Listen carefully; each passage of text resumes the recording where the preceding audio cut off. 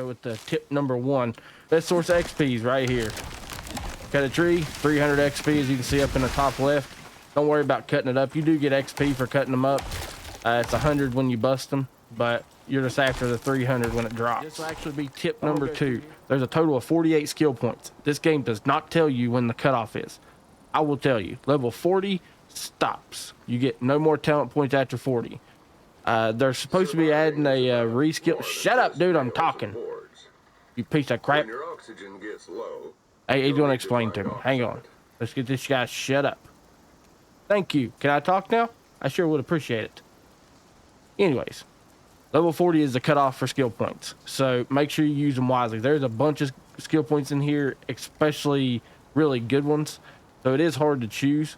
Now, my recommendation is if you're playing by yourself and you do not plan on playing with anybody else, the solo tree is where it's at. They have some great buffs in here, and some of them are a little OP, but it's mostly because you're playing by yourself. You don't get the benefit of playing with somebody else. Now, for tip number 3, so this guy tells you to get water, go down here and drink water. Don't do that. Whatever you do, don't do that. You can get sick from drinking this water. He tells you the soup purifies it. For drinking, it doesn't. If you take a drink, you can get sick. I don't know why they say that. I don't know if it's a glitch or however they done a poor job of explaining it. But the best way to do this, jump in the water and just wait. You can breathe underwater. Oh, product. Get out of here. But anyways, like I was explaining, so if you look at my water now, it actually went up. It's full. You can't get sick like this. And you can breathe underwater. Makes sense, right? So your water goes up this way. You can't get sick from it. You're fine. But if you drink it out of the water, then you can get sick. So I recommend just jumping in for a little bit, getting you a drink.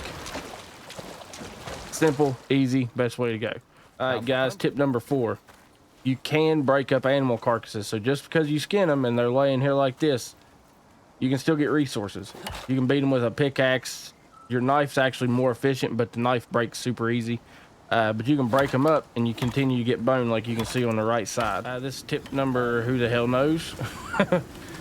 So you've been doing what I've talked to you about. You're moving on. You don't have a base built. Storm comes in. Now, a lot of these storms, I haven't ever took damage from these low level storms. Let's put some oxide in here real quick. I don't know if you can or not. I know the later storms you do. These ones I haven't ever really took damage from. Don't know if it's a bug or if it's just not a heavy enough storm. Don't know. If you don't have a base, you can actually use a rock for shelter. So crouch down at a rock, dig you out a little hole in it. This right here. Just another mark. Surviving is about more than just nails and boards. When your oxygen gets oxide, And tuck in, and you can see our storm exposure went down and now it's gone. We're protected from the storm. Super easy to do.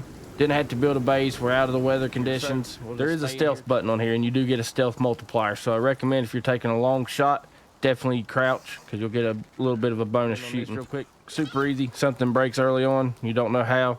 Right click on it, hit repair, fixed. Some things do take workbenches, crafting benches, you know, anvils.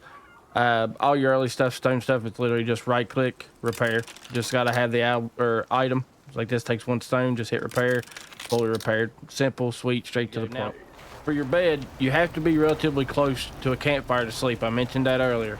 So we're actually in range. It does have a pretty decent range to it.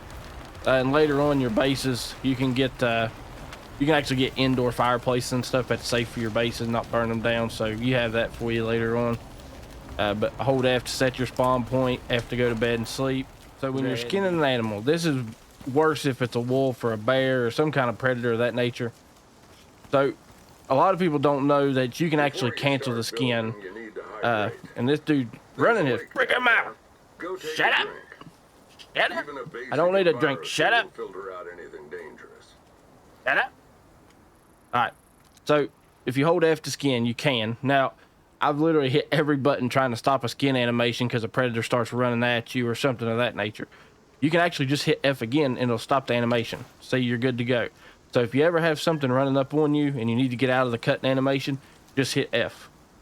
Super simple. See, just cancels it right there on the spot. You can fight, whatever you need to do. To you.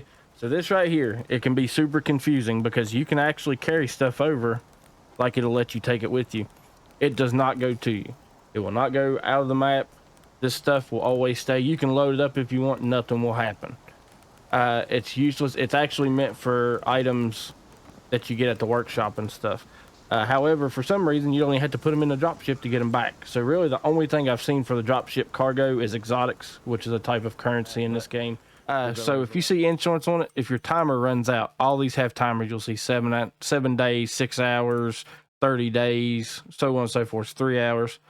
If your timer runs out, and say you left to go on vacation or something like that.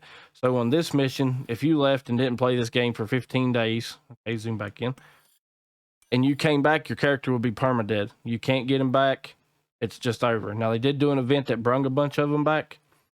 I wouldn't bank on that. I don't know if it's going to be a thing they do commonly. It was like a little Christmas gift, I believe. So I wouldn't bank on that.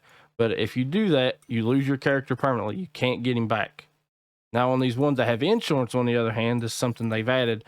If timer runs out, you can get insurance. You get your character back from the insurance, which it says right here. Pretty much done. So there were some pretty basic tips, especially for starting out, because the game don't really explain a lot of this stuff.